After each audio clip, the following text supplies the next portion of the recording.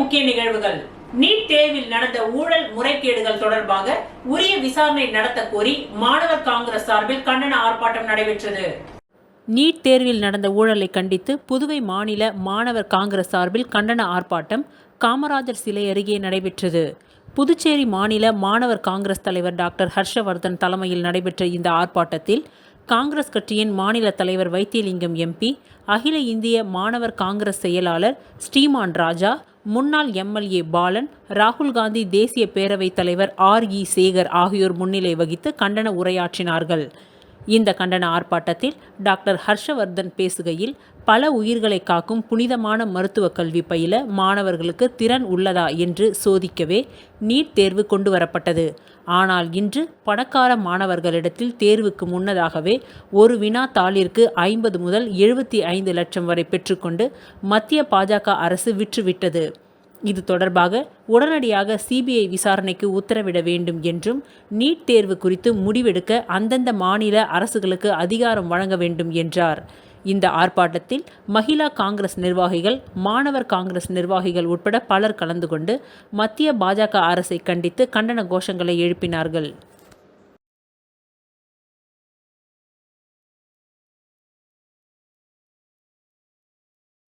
மயிலம் பொறியியல் கல்லூரியின் 19வது பட்டமளிப்பு விழா மிக சிறப்பாக நடைபெற்றது.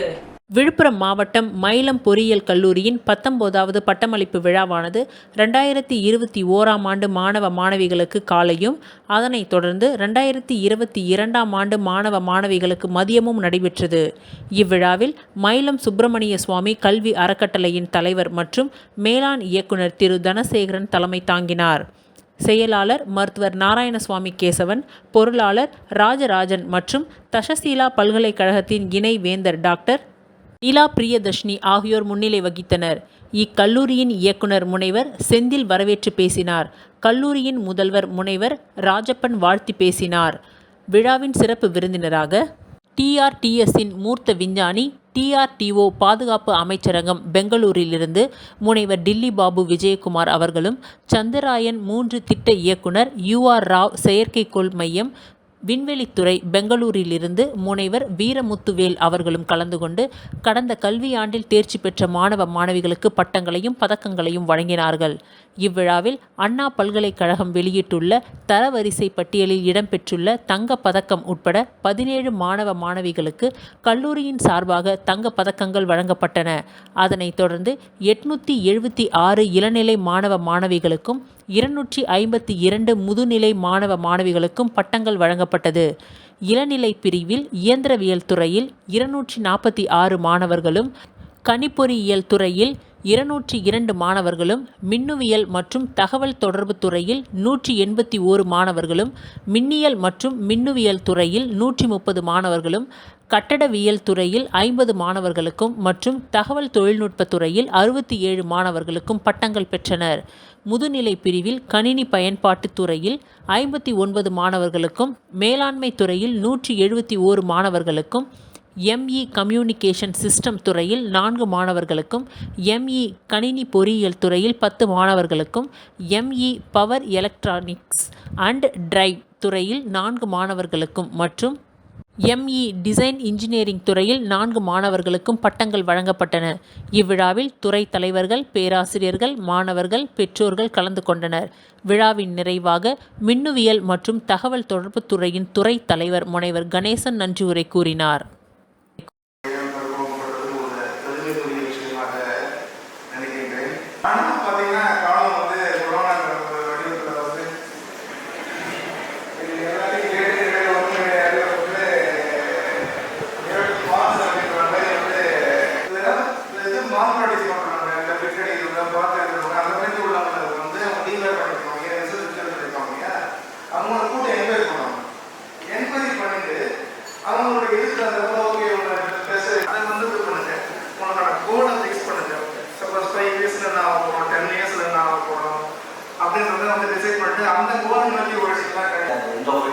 What is the message I carried, and that may be helpful to autonomous managing sequence on August 23rd.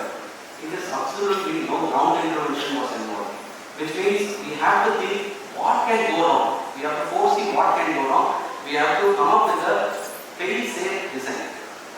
If one sensor fails, what is the plan B? If one engine fails, what is the plan B? If any other system fails, what is the next plan? So we derived something like 9 mission parts. Whatever we can think about it 3 years before the launch, we have implemented in the software where it has to take a real-time decision. One of the examples that I am telling you.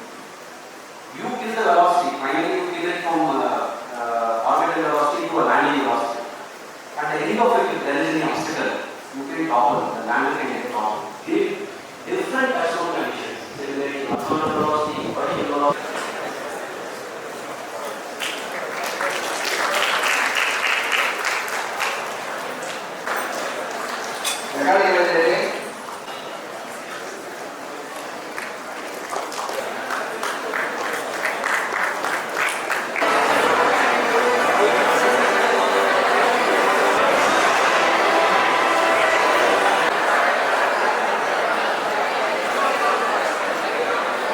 And rigid discriminations and cherish with pride the basic unity of our country. Kiramuthuvan sir, Project Director, Chandrayaan 3, Department of Space, Bangalore.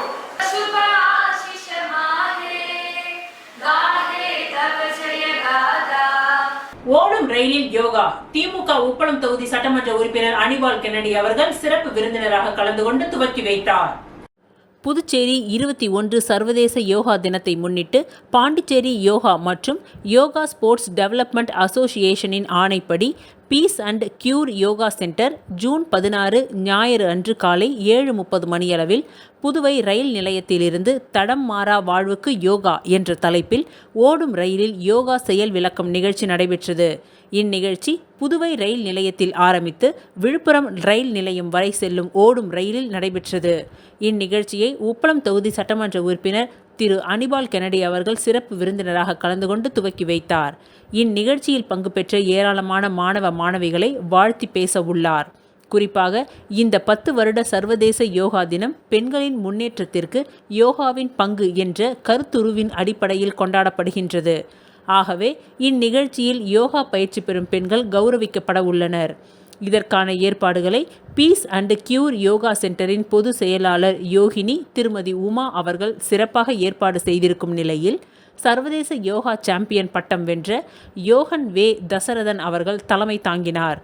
இவருடன் தொகுதி செயலாளர் சக்திவேல், கிளை செயலாளர் காலப்பன், இருதயராஜ், ராகேஷ் ஆகியோர் உடனிருந்தனர்.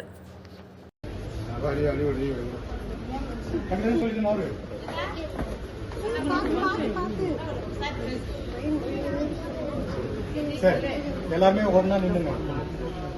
புரியாச்சா? அப்படியே கிட்ட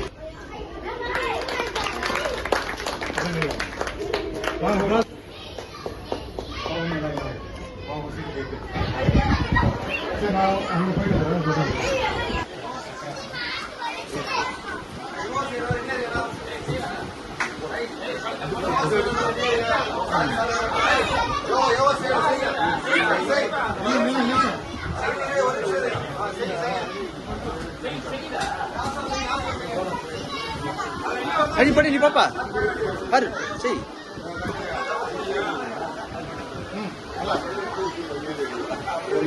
ready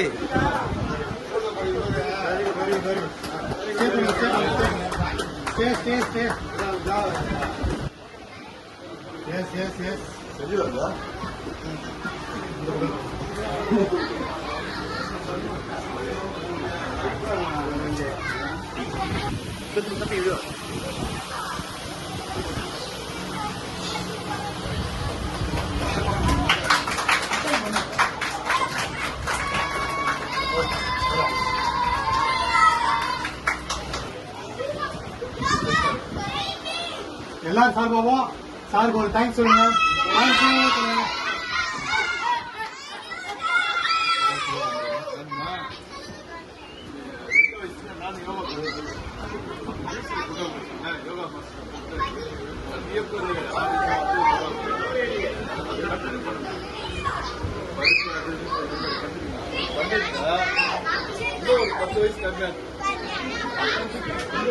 yoga பண்ணா வயசு உடம்பு நல்ல ஆரோக்கியமா இருக்கும், மனசுக்கு ஃப்ரீயா இருக்கும்.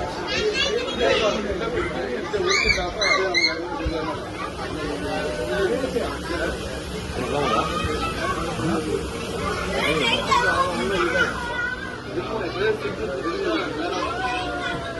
வார்த்தைப்படுறதுதான் எங்க தலைவர் ஸ்டாலின் பார்த்தீங்கன்னா யோகா பண்ணீங்கன்னா அப்பதான் போட்டுருக்கேன்.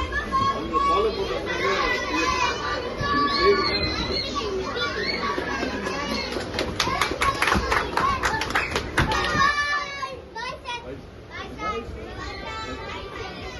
புதுச்சேரி பேருந்து நிலையத்தை ஸ்மார்ட் சிட்டி திட்டத்தின் கீழ் நவீனப்படுத்தும் பணிகள் நடைபெற்று வரும் நிலையில் பேருந்து நிலையம் AFT மைதானத்தில் தற்காலிக பேருந்து சேவை இன்று முதல் செயல்பட்டு வருகின்றது.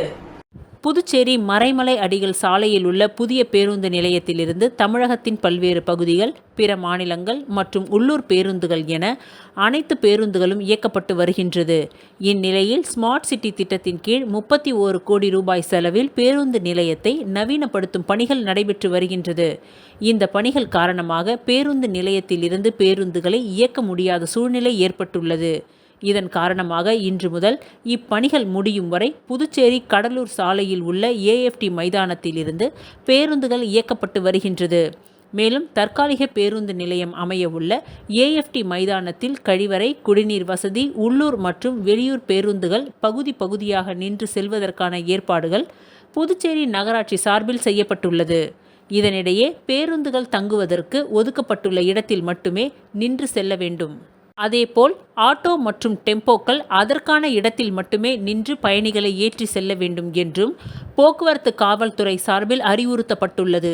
மேலும் பேருந்து நிலைய கட்டுமான பணிகள் 3 மாதத்தில் முடிக்கப்பட்டு வரும் செப்டம்பர் மாதத்தில் திறக்க திட்டமிடப்பட்டுள்ளது.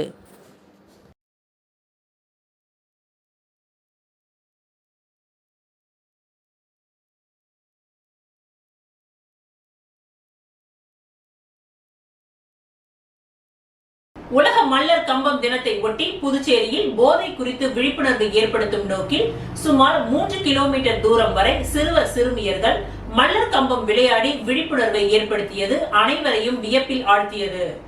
உலக மல்லர் கம்பம் தினத்தை ஒட்டி புதுச்சேரியில் போதை ஒழிப்பு விழிப்புணர்வு பேரணி நடைபெற்றது. திறந்த வெளியில் சிறுவர் சிறுமியர்கள் மல்லர் கம்பம் விளையாடியபடி சென்றனர். மேலும் வேன் முன்பு மல்லர் கம்பம் விளையாட்டு வீரர் வீராங்கனைகள் போதை ஒழிப்பு குறித்த பதாகைகளை ஏந்தி விழிப்புணர்வை ஏற்படுத்தினார்கள்.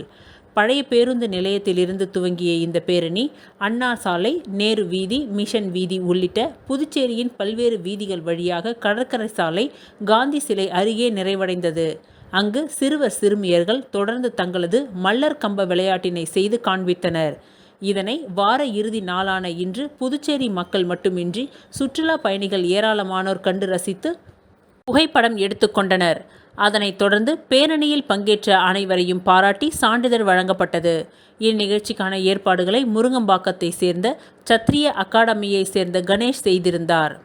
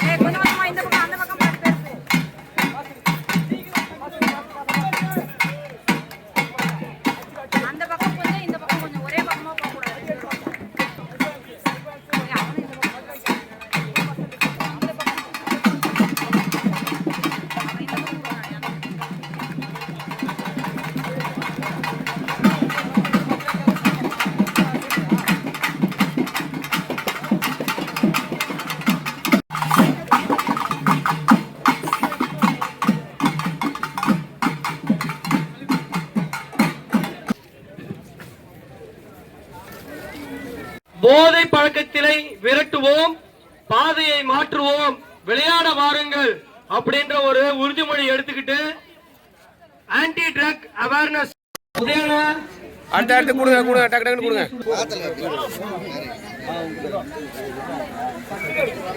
அடுத்து நெக்ஸ்ட் எல்லா கையிலும் சர்டிபிகேட் வந்துருச்சா? புதுச்சேரியில் சிவில் சர்வீஸ் முதல் நிலை தேர்வில் 59% பேர் கலந்து கொண்டு தேர்வு எழுதினார்கள். மத்திய பணியாளர் தேர்வாணையம் சார்பில் நாடு முழுவதும் சிவில் சர்வீஸ் முதல்நிலை தேர்வு இன்று நடைபெற்றது. இதன் ஒரு பகுதியாக புதுச்சேரியில் முத்தியால்பேட்டை பாரதிதாசன் அரசு மகளிர் கல்லூரி, லாஸ்பேட்டை வள்ளலார் அரசு பெண்கள் மேல்நிலைப்பள்ளி, மகளிர் பொறியியல் கல்லூரி, பெத்துசெட்டிப்பேட்டை விவேகானந்தா மேல்நிலைப்பள்ளி 2, உப்பளம் இமாக்லேட் பெண்கள் மேல்நிலைப்பள்ளி 2 என 7 மையங்களில் சிவில் சர்வீஸ் முதல்நிலை தேர்வு நடைபெற்றது. காலை 9:30 மணி முதல் 11:30 மணி வரை முதல் தாள் தேர்வும், மதியம் 2:30 மணி முதல் 4:30 மணி வரை 2ஆம் தாள் தேர்வும் நடைபெற்றது. இத்தேர்வு எழுத 2578 பேர் விண்ணப்பித்திருந்தனர். பெண்கள் 849, ஆண்கள் 672 என மொத்தம் 1521 பேர் தேர்வு எழுதினார்கள். விண்ணப்பித்தவர்களில் 59% பேர் தேர்வு எழுதினர். இந்த தேர்வை ஒட்டி காலை 8 மணிக்கு தேர்வு மையங்களில் தேர்வாளர்கள் குவிய தொடங்கினர். தொடர்ந்து அட்மிட் கார்டு மற்றும் புகைப்படம் உள்ள அடையாள அட்டை சரிபார்க்கப்பட்டு தேர்வு அறைக்கு செல்ல தேர்வாளர்கள் அனுமதிக்கப்பட்டனர். மேலும் செல்போன், ஸ்மார்ட் வாட்ச் உள்ளிட்ட தேர்வாளர்கள் தகவல் தொடர்பு சாதனங்கள் கொண்டு வருவதை தடுக்க மெட்டல் டிடெக்டர் மூலம் தேர்வர்கள் சோதனை செய்யப்பட்டனர். மேலும் மையங்களுக்கு முன்பு பாதுகாப்பு பணியில் போலீசார் பணி அமர்த்தப்பட்டிருந்தனர். மேலும் தேர்வர்களின் வசதிக்காக பேருந்து நிலையத்திலிருந்து தேர்வு மையங்களுக்கு செல்ல காலை 7 மணி முதல் 8:15 மணி வரை சிறப்பு பேருந்துகள் இயக்கப்பட்டன.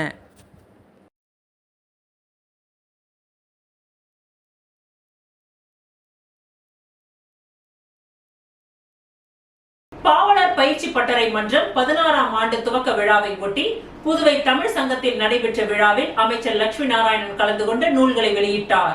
பாவலர் பயிற்சி பட்டறை மன்றம் 16ஆம் ஆண்டு துவக்க விழா புதுவை வெங்கடா நகரில் உள்ள தமிழ் சங்கத்தில் நடைபெற்றது. இதில் சிறப்பு விருந்தினராக பொதுப்பணித்துறை அமைச்சர் லட்சுமி நாராயணன் கலந்து கொண்டு நூல்களை வெளியிட்டு மரபு மாமணி விருதுகள், மரபு பாவலர் சான்றிதழ்கள், மாணவர்களுக்கு பரிசுகள் வழங்கி சிறப்பித்தார். மேலும் இந்த நிகழ்ச்சியில் கலை பண்பாட்டுத்துறை இயக்குனர் கலிய பெருமாள் முன்னிலை வகித்தார். மேலும் தமிழ் மாமணிகள் இலக்கியன், துரை மாலினியன், மரபு மாமணிகள் தேவகி ஆனந்த், செல்வி பங்கஜம்மாள், நூலாய்வு வழங்கிய தமிழ் மாமணி பூங்கொடி பராங்குசம், வாழ்த்துறை வழங்கிய தமிழ் மாமணி முனைவர் வேல்முருகன், தமிழ் திரு தமிழ்மணி, பேராசிரியர்கள் முனைவர் ஔவை நிர்மலா, முனைவர் புதுவை கிறிஸ்டினா ஆகியோர் நூலின் முதல் படிகளை பெற்றுக்கொண்டனர். பேராசிரியர் முனைவர் அங்காளம்மன், பேராசிரியர் முனைவர் வைத்தியநாதன் மரபு மாமணி விருதுகளை, மரபு பாவலர் சான்றிதழ்களை, பரிசுகளையும் பெற்றுக்கொண்டார்.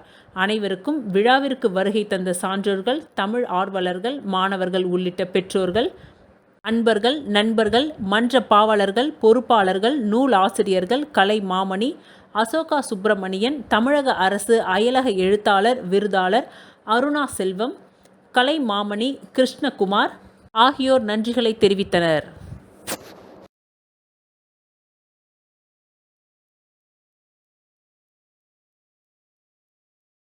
பாரதிதாசன் அறக்கட்டளை சார்பில் நடைபெற்ற விழாவில் விழாவின் கோ தென்னவன் விருதை தொழில்நுட்ப பல்கலைக்கழக துணை வேந்தர் மோகன் வழங்கியும், கவிதை வாசித்தவர்களுக்கு சான்றிதழ்களை வழங்கியும் பாராட்டினார்.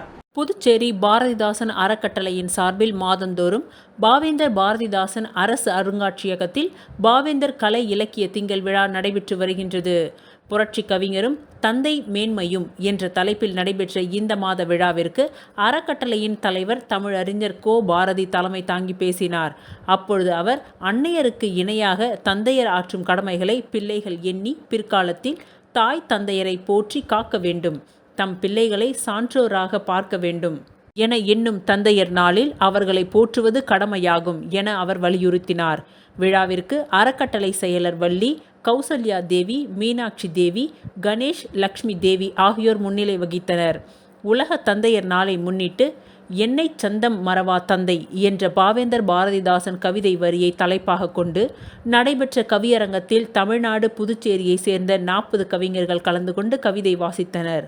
சிறப்பு விருந்தினராக புதுச்சேரி தொழில்நுட்ப பல்கலைக்கழக துணைவேந்தர் மோகன் கலந்து கொண்டு 30 ஆண்டுகளாக சிறந்த நூலக வாசகராக விளங்கும் ராஜுவிற்கு பாவேந்தர் பேரனின் பெயரிலான கோ தென்னவன் விருது, பரிசு தொகை ரூபாய் 1000 ஆகியவற்றை அறக்கட்டளை சார்பில் வழங்கியும் கவிதை வாசித்த கவிஞர்களுக்கு பாராட்டிதழ் அளித்தும் சிறப்புரை ஆற்றினார். அவர் தமது உரையில் தமிழுக்கும் நாட்டுக்கும் மிக பெரும் தொண்டுகள் செய்தவர் பாவேந்தர் பாரதிதாசன். தந்தையரை நினைவு கொண்டு பாரதிதாசன் அறக்கட்டளை விழா நடத்துவதுடன் பல காலம் நூலகம் சென்று படிப்பவரையும் விருது அளித்து பாராட்டுவது மிகவும் போற்றத்தக்கதாகும் என்று பாராட்டினார். கலை பண்பாட்டுத்துறை இயக்குனர் கலியபெருமாள் விழாவில் கலந்து கொண்டு வாழ்த்துரை வழங்கினார். படைப்பாளி ரமேஷ் பைரவி, பாவலர் மதன் கவியரங்க ஒருங்கிணைப்பு பணி ஆற்றினார். முன்னதாக கவியரசு கண்ணதாசன், மெல்லிசை மன்னர் MS விஸ்வநாதன் ஆகியோர் பிறந்தநாள் இசை நிகழ்ச்சியினை இசைச்சுடர் கிருஷ்ணகுமார் குழுவினர் நடத்தினர். கவியரங்கத்தில் வாசிக்கப்பட்ட சிறந்த 3 கவிதைகளுக்கு தலா 400 ரூபாய் ரொக்க பரிசு வழங்கப்பட்டது. தொடக்கத்தில் கவிஞர் ஈஸ்வரி தேவி வரவேற்றார். நிறைவில் வேல்விழி சிவக்கொழுந்து நன்றி தெரிவித்தார். விழாவில் கலை மாமணி டாக்டர் நமச்சிவாயம், VP மாணிக்கம், பாவலர்கள் சரஸ்வதி, வைத்தியநாதன், விசாலாட்சி, ராஜேஷ் உள்ளிட்ட ஏராளமானோர் கலந்து கொண்டனர்.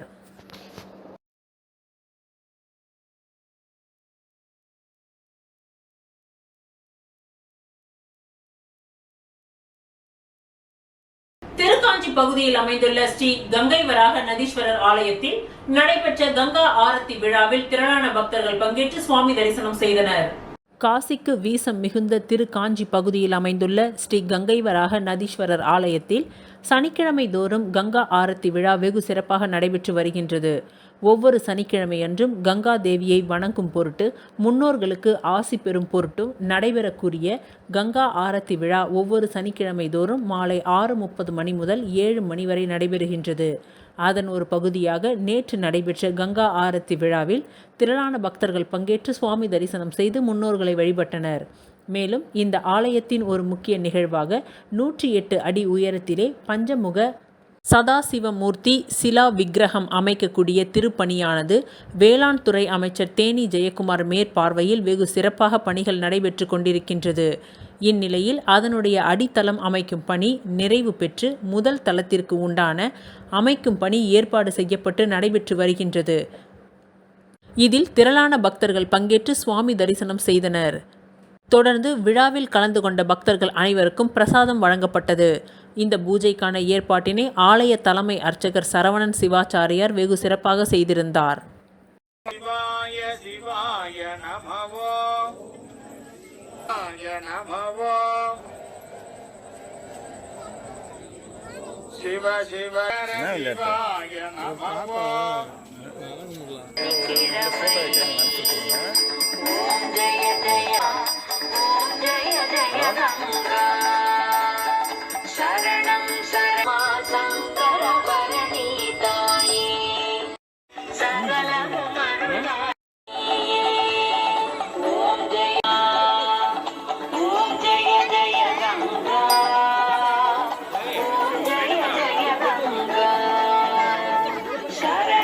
வீராம்பட்டினம் பகுதியில் உள்ள ஸ்ரீ செங்கழுநீர் அம்மன் ஆலயத்தில் திருப்பணி துவக்க விழா இன்று சிறப்பான பூஜைகளுடன் துவங்கியது. புதுச்சேரி மாநிலத்தின் பிரசித்தி பெற்ற ஆலயங்களில் ஒன்றான அரியாங்குப்பம் கொம்யூன் வீராம்பட்டினம் பகுதியில் எழுந்தருளியுள்ள அருள்மிகு ஸ்ரீ செங்கழுநீர் அம்மன் ஆலயத்தில் கடந்த 2004ஆம் ஆண்டு கும்பாபிஷேகம் நடத்தப்பட்டு 20 ஆண்டுகள் நிறைவு பெற்ற நிலையில் ஆண்டுதோறும் திருவிழாக்களும் பூஜைகளும் தொடர்ந்து நடைபெற்று வருகின்றது. இந்த சூழலில் இவ்வாலயத்தின் திருப்பணிகள் செய்து குடமுழக்கு விழா நடத்திட கிராம பொதுமக்களால் தீர்மானிக்கப்பட்டது. அதன் துவக்க விழாவாக இன்று இந்த ஆலயத்தில் கலச ஸ்தாபனம் செய்து சிறப்பு பூஜைகள் நடைபெற்று திருப்பணி துவக்க விழா இன்று காலை நடைபெற்றது. இதில் இவ்வாலயத்தில் சேதம் அடைந்துள்ள சிற்பங்கள் மற்றும் கட்டிட வேலைகளை செப்பனிடப்பட்டு புதிய வர்ணங்கள் பூசப்பட்டு ஓராண்டு நிறைவுக்குள் கும்பாபிஷேகம் நடத்திட திட்டமிடப்பட்டுள்ளது. இதன் துவக்க விழாவில் சிறப்பு விருந்தினராக சட்டப்பேரவைத் தலைவர் ஏம்பலம் செல்வம், குடிமைப் பொருள் வழங்கல் துறை அமைச்சர் சாய் ஜே சரவணகுமார், சட்டமன்ற உறுப்பினர் பாஸ்கர் என்கின்ற தட்சிணாமூர்த்தி ஆகியோர் விழாவில் கலந்து கொண்டு திருப்பணி வேலைகளை துவக்கி வைத்தனர்.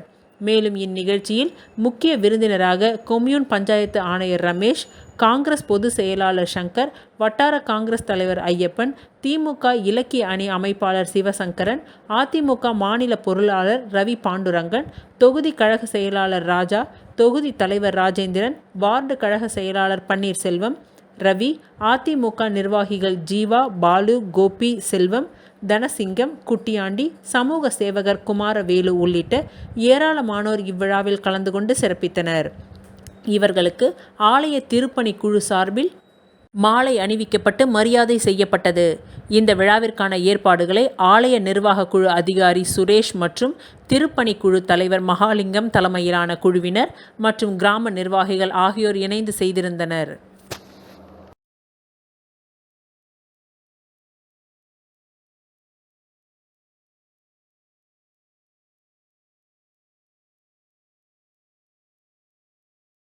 இத்துடன் இன்றைய நிகழ்வுகள் நிறைவடைந்தன. நன்றி, வணக்கம்.